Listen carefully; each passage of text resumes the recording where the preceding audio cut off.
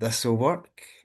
Well, first of all, thanks for inviting me this morning to come and to share a little bit about my experiences in the workplace, in terms of mission and evangelism and my reflections on it. I've got to say that I do feel a little bit like a fraud in talking to you because I'm not an expert on this, but I can share my experiences and I guess my reflections on that, and hopefully it will help some of you and encourage some of you. I think, to be fair, given uh, the variation of roles that I've had in terms of different jobs, it probably does give me quite a wide perspective on some of the challenges that we face as Christians in the workplace. I trained as a synthetic chemist, as has already been shared, at university. I then went and worked in the pharmaceutical industry, which is obviously a very academic and, it's a professional environment, a lot of well-educated people. I then get called into ministry. So I went to Bible college and then began life as a full-time pastor. Now, during the COVID pandemic, the church ran into a difficult financial situation, and it meant that I had to return to full-time work outside the church. And so I got a job as a fibre engineer, and it's sort of classic, sort of macho sort of environment to work. Involves civil engineering and fibre engineering. It's quite different from chemistry. And I did that for 5 years before, just 3 months ago, I was able to return to full-time ministry again. So in those 5 years, I was bi-vocational. The challenge of workplace evangelism, mission, was brought home to me very early in my Christian life. I became a Christian while at university and when I was about 20 years old. And there was one day in the research lab, there was this girl who was part of the group, and I told her I was a Christian. And that began a conversation where I gave a sort of classic presentation of the gospel. And at one point she interrupted me and said to me, "So you're telling me my dad's in hell?" And I was like, "Oh." And so I tried to, backpedal and say, "Well, I don't know your dad, I don't know his situation. You don't know what goes through people's minds at the last moment at death." And she's like, "No, that's exactly what you're telling me. You're saying if someone doesn't believe in Jesus Christ, they're going to hell. My dad didn't believe in Jesus Christ, therefore my dad is in hell. That's exactly what you're telling me." Uh, I don't know if you've ever felt kind of pressed up against a wall with words alone, It's just as well she probably wasn't holding any glassware at the time, or I might have got it in my head. She was from the Glasgow area as well, so, quite a strong girl. And, so that was 25 years ago, and she didn't fall out with me, but I think it changed our relationship. And like I say, that was 25 years ago. And I think if I had the same conversation today, the outcome of that might be quite different, where I might have got reported, and she could certainly say that I had offended her, and that might have, gone up the chain and escalated, so to speak, and I find myself getting into trouble. That, like I say, happened fairly early on in my Christian life, and I think I've learned a few things since then, besides tact. I think, first of all, when it comes to evangelism, and I know this is quite a broad subject, so I hope I'm not going off topic, but I'm just kind of focusing more on speaking the gospel at work this morning. And one of the things that I think we have to learn right at the outset is at the beginning to take a breath, and to relax a little bit. We believe that we're saved by grace alone through faith in Jesus Christ. Therefore, our eternal security does not depend upon, how many people we convert. In Galatians, Paul wrote to the church and he says to them, "It is for freedom that Christ has set us free. Stand firm then, and do not let yourselves be yoked or be burdened again by a yoke of slavery." Now, when Paul wrote those words, he was referring to the temptation to succumb to the legalistic teaching of those who were going round the churches and telling them, yeah, you must believe in Jesus Christ and you must also submit to Old Covenant law in order to be saved. Now, Paul exposed that teaching as being wrong. It's false teaching. And today we might not be under the same pressure to succumb to Old Covenant law. However, I think sometimes we can still adopt a very legalistic understanding of our salvation, where God's love depends upon our performance, including how many people we can lead to Christ. That's wrong. It doesn't work that way. And not only is it wrong, but one of the things that it does is it leads us to becoming quite uptight and feeling like failures. And it can also make the people that we're working with sense that they're targets. We're saved. We're eternally secure by God's grace alone. And it's out of a place of freedom and gratitude that we witness. You know, it's out of an overflow of love towards God and an overflow of love towards others. So that's the first sort of caveat. The second thing I think we need to grasp as well is that we're not all evangelists. By that I mean that some people have a special gift for evangelizing that others don't.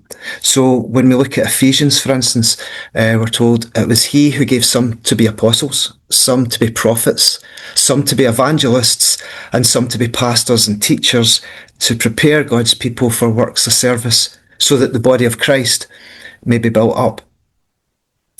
Some folks are natural evangelists, and God's given them that gift. They have a very natural way of connecting with people, of striking up conversations with people, of just being able to explain the gospel simply according to that particular person's needs. Not all of us have that gift. And so again, I think we need to stop maybe beating ourselves up about our failures or our perceived failures when it comes to witnessing at work.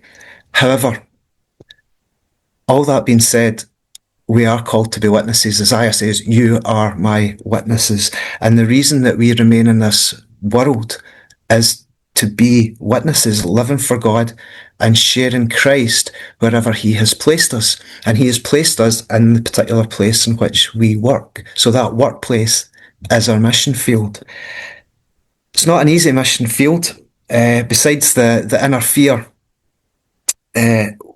that we might cause offence, that worry that we might be at a career disadvantage because we share Christ. We've got that, and on top of that, I think many of us have a natural shyness, or maybe just clumsy with words, and we know that about ourselves. However, certainly it's been my experience that the workplace is probably the easiest place to share Christ. I think I've found it certainly a lot easier than sharing Christ with my neighbours over the garden fence. I found it a lot easier than going round doors, knocking on people's doors and saying, you know, telling them about the church or trying to share the gospel with them that way. I found it far easier than standing in a public place and trying to just stop strangers and tell them about Jesus. And I think a big reason for that is because the workplace is a natural environment for us. You usually are connecting with the same people day after day, or certainly on a fairly regular basis. You're interacting with them in a natural way. You're talking about work. You're talking about maybe company decisions. You talk about your families. You talk about the kids. You talk about a DIY project you might be working on, or the new car that you just bought, or the football match that was on the previous evening. And so you're talking to people, and what work does, it kind of throws us in with a whole bunch of people, and we do begin to do life with them. So it's relatively easy for that conversation to then take place on a Monday morning as we're beginning the working week, or whatever stage we begin our working week at. What did you do at the weekend? Now, that question is an absolute gift to those of us who struggle to initiate gospel conversations, because it gives us that opening to say, well, on Saturday I cut the grass, and then on Sunday I went to church. And it's like, oh, you went to church? Do you normally go to church? Is that a christening or something? And so you get the opportunity to start saying, no, I'm a Christian, and I go to church every week. Of course, if you're clever, you can start to use that question as an opening, because usually when we ask somebody what you did at the weekend, they, out of politeness, usually ask us back. After telling us what they did, they, out of politeness, usually ask us the same question back. The conversation, it might not go anywhere, but it is interesting how often the fact that you go to church is now remembered.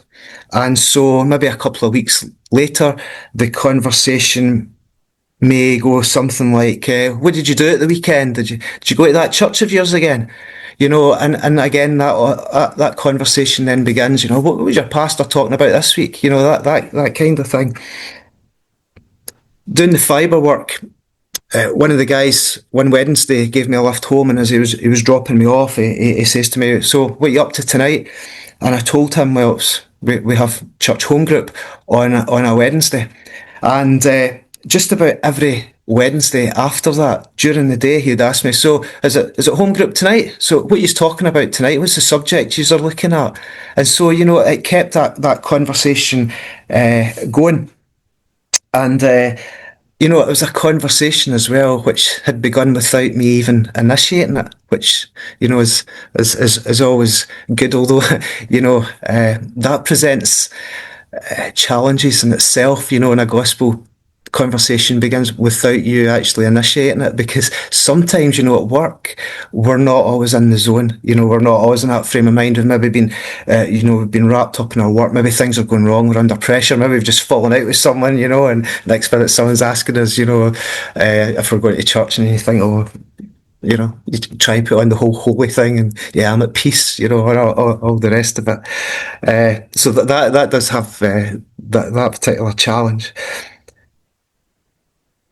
Because I've had a few different jobs and I've worked with a few different people, I have learned that for me, it's best to get out there as quickly as possible that I'm a Christian. It's one of the things that go through our minds when we begin a job. Do you tell the guys straight away that you're a Christian, or do you try and let them work out that you're a Christian, that you hope that over the weeks they'll notice that there's something different about you, and it's like, you're not a Christian, are you? That's what we're kind of maybe hoping. I've always actually put the fact that I'm a Christian on my CV. I don't believe it's ever led to me being disadvantaged in any way, and it's my own opinion that it's best just to get it out there as soon as you can. I don't think we can actually expect people to work out that we're Christians because we smile and hold doors open for people and just generally nice. I know in the chemistry lab that would not make you stand out. In the fibre work, to be honest, they'd maybe think you were gay. That's the reality of it. I think we can waste a lot of time and opportunities hoping that people connect the dots and work out that we're Christians. We can be playing that game for months and maybe years, and in the meantime we waste opportunities. So if we're open, it means that straight away we can get those, we can make best use of the opportunities.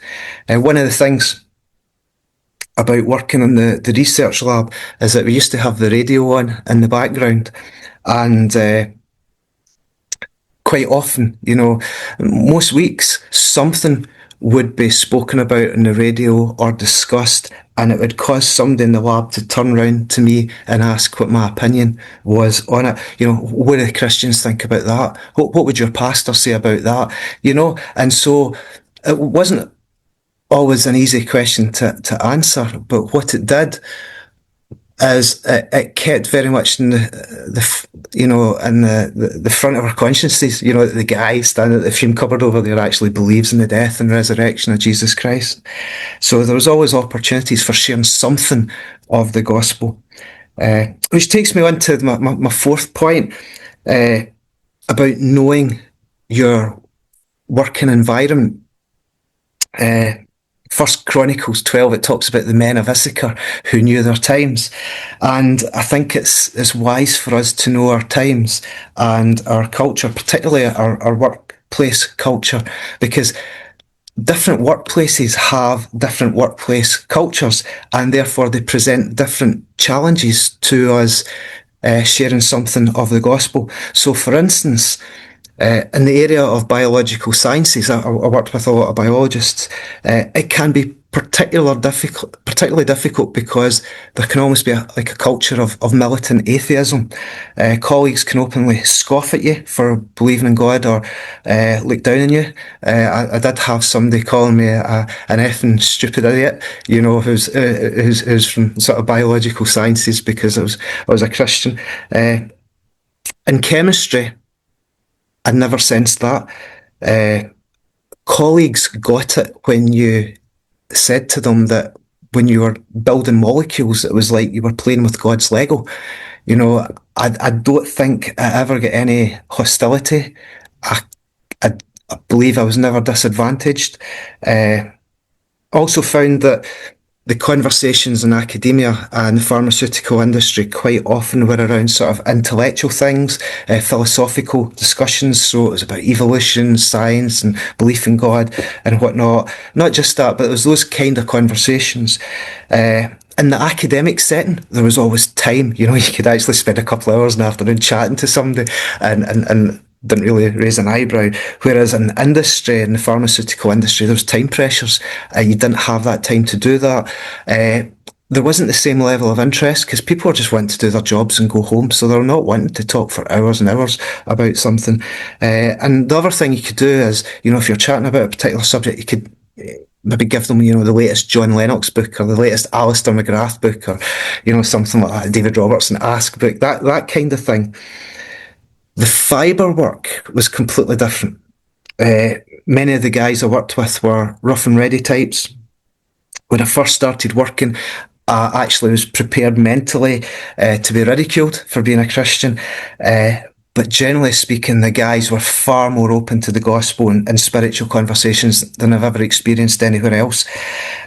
People were genuinely interested, particularly in my own personal story, because colleagues would inevitably ask when you started working with them, who were you working with before this? And they'd expect you to say, I was working with Balfour Beatty or SECC or one of these kind of companies. And he was like, well, I was actually a pastor of a church. And that just raised so many questions for them, not just about your story. A lot of the time I'll try to work out, right, what big sin did you commit, to be now in that particular environment. Now, I know that not all of you will have that same backstory that I had, but we do have our own personal faith stories that others find interesting. The challenge that I had in the fibre work was a lot of the guys had their minds full of conspiracy theories, a lot of pseudo-spiritual ideas. A few people struggled with ADHD as well, so it was quite difficult to have long conversations with them. I found it was better to be straight to the point, short stories rather than sort of, concepts. The John Lennox book, that probably wouldn't be so effective. I doubt many people would read them. YouTube clips, however, that's a different story. So stuff that SOLAS does, the short videos, they were excellent. I certainly forwarded some links for them to folks that I've worked with. But the visual stuff is probably better than books. And there was loads of opportunities. Not always just sharing, the spiritual dynamics of the cross, even just talking about the Bible, even just talking about the impact of Christ on one's daily life. In chemistry, I found the work often involved a mental focus. You were doing procedures and you really had to give all your time and your attention to that. So it wasn't always appropriate to have a spiritual conversation. And I think that's something we've got to keep in mind. It's not always the place to have it. It's not always the right time. Tea breaks then become a little bit more significant. The fibre job, however, again, the manner of labour often meant you were talking just to get through the day. We'd go from one site to another. We'd be in the vans together, chatting.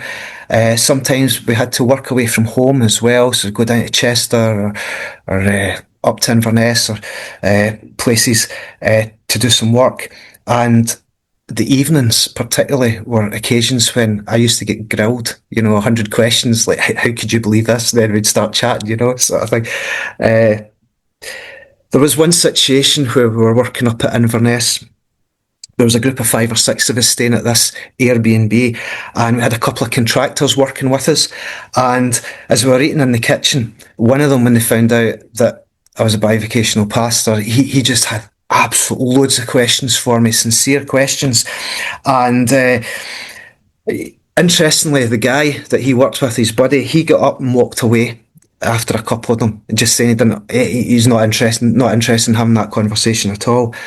So sometimes we do have to be wise about, when people have had enough. Folks maybe have the limits of being too pushy. Sometimes we have to be wise about people just wanting an argument. That particular contractor that night, it was interesting. He was genuinely seeking. A few weeks after that, he actually drove all the way from Dunfermline to Blairgowrie just to come to a church service. And this is a guy who tars the roads. It's fantastic to see. In terms of what things help us, I'll just be quick as I can the next few things, but prayer absolutely at the top of the list. In Colossians, Paul asks for the church in Colossae to pray for him, pray for opportunities, that God would open doors, and that God would help him to take those opportunities. And I think that there you've got the greatest missionary of all time, asking for prayer, valuing prayer. And it's amazing how often when we begin our working day, before we even go to work, by praying for opportunities, it is amazing how often God answers that prayer that particular day. It's also good to pray that God would give us a heart for the people that we work with. The truth is, some of them are not particularly lovable, which takes me on to the next thing. Try to love the guys, get to know them. That can take time, but again, the workplace is a great place to do that, because we see people when they're focused, we see people when they're under pressure, we see people, at their best, we see people at their worst, and they get to see us at our best and worst as well, which is something, just to keep in mind. I was working a couple of years ago down at Chester. We were using this.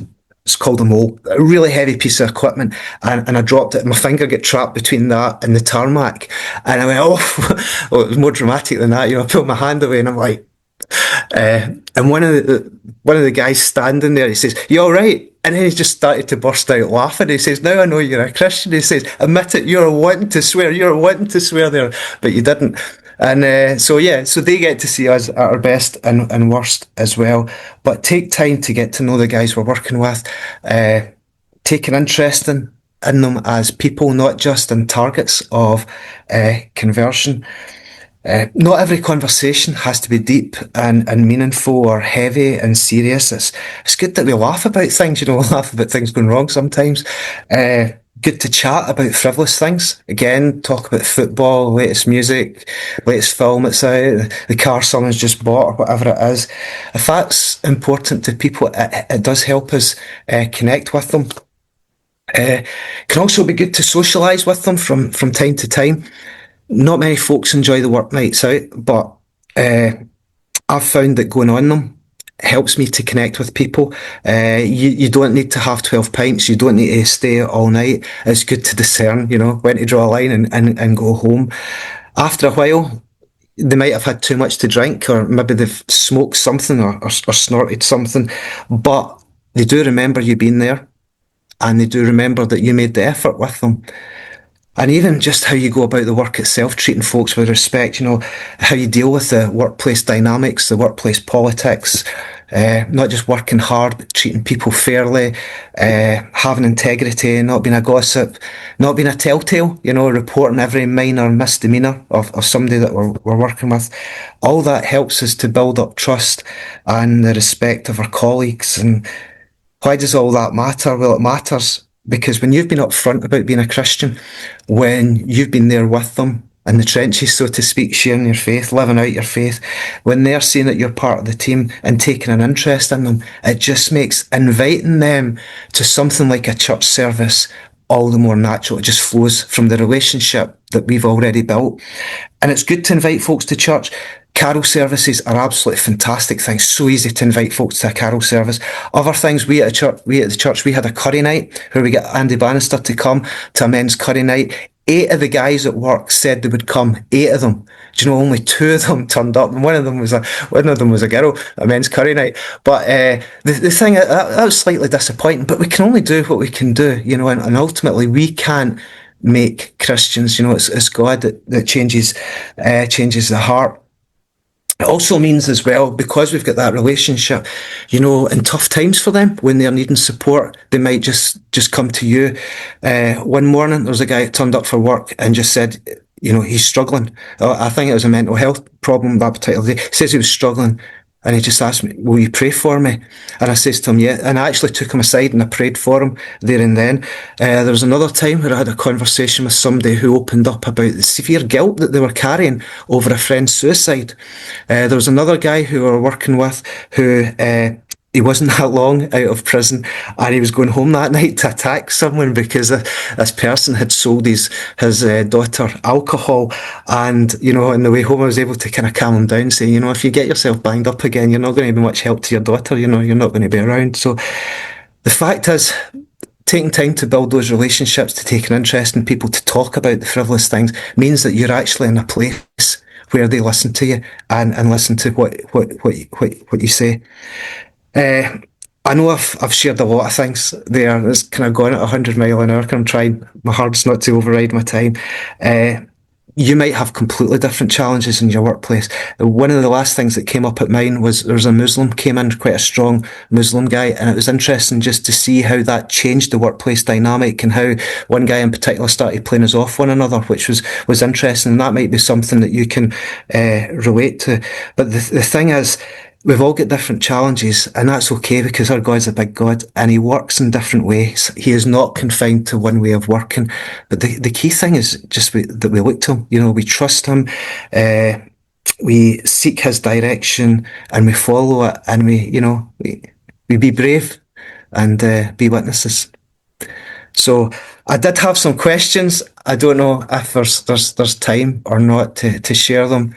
The questions just were simply, how would you summarise the culture of your workplace, and what challenge does this present to mission? And the second question was just, can you think of any gift questions that you have been asked, and in what way can you use those? But be careful about using those same gift questions to initiate a gospel conversation.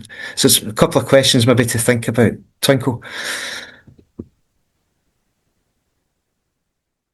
I think Martin has a question. Oh, great. Please go for it, Martin. Hi, guys. Thank you for that, Derek. That was so beautiful. Yeah. And it's incredible, actually, how you've been used in such different contexts, and just listening to the way that you really think about the best way to reach people and the best way to communicate and relate to people. And, you know, I don't think I'm so aware of the differences, and trying to be so adaptable. It reminds me of, is it 1 Corinthians 9 or something, where Paul says, I've become all things to all men, that by all possible means I might save some. And I thought it was very beautiful. I guess my only question is, 3 months into being a full-time pastor, are you missing digging cables? I miss the guys. I actually miss, especially, our work changed last year, so it was different crew of guys that we were working with. But particularly when the team was big, you know, that was interesting because the guys were a lot of fun. You know, some of them were a wee bit messed up and stuff, but there was always something that would give you a laugh during the day, and just being able to speak Christ into their lives, because essentially the guys that I was working with is normally the kind of guys that are missing from our church. You know, that's almost like the missing demographic, the white van man, the guy who, you know, smokes a lot and has a lot of tattoos and all the rest of it. They were the guys I was working with, and they're far more open, far warmer than, you know, sometimes we give them credit for. So yeah, I missed that. Great. Thank you for responding to that. We also have another question by Ross in the chat box. So how do we share Jesus online? And when people work from home all the times, it was easier when it was in the office. Any thoughts around this? I'm not sure. To be honest, I'm not sure. I think my answer would be to think creatively.